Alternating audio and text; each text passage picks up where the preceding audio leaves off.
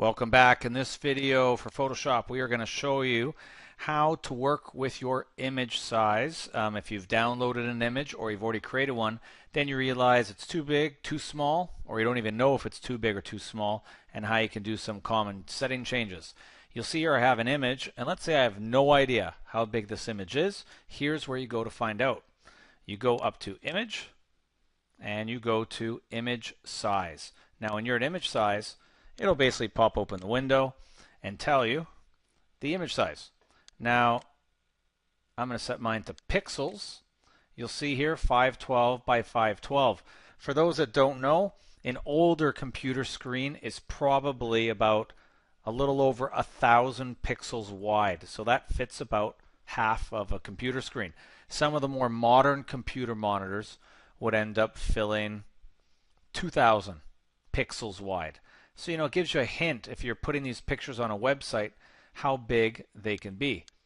Now, in this window, it also gives you a chance to make your image smaller or bigger. For instance, I can take this and I could say, you know what, I know it's going in just a little tiny profile place. You know what, I only need it to be 100 by 100.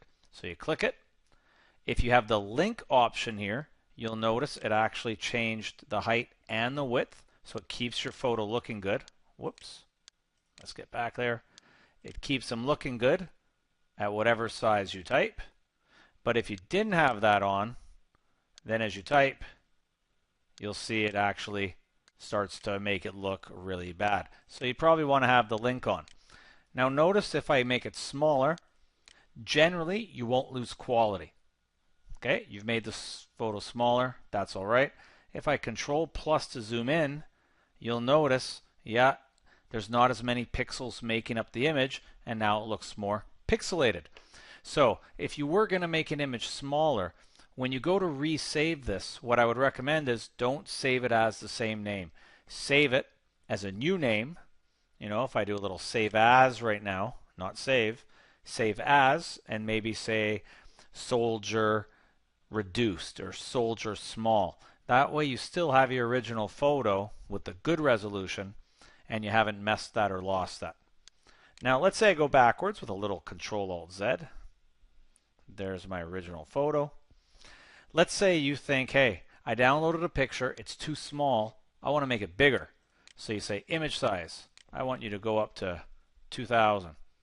You're going to notice here there's no magic. It's not the movies. It's not some high-tech detective computer that magically enhances the photo. If you only started with 512 pixels to start, when you go up to 2000, Photoshop basically does its best to just make the photo bigger, and just give it a sec.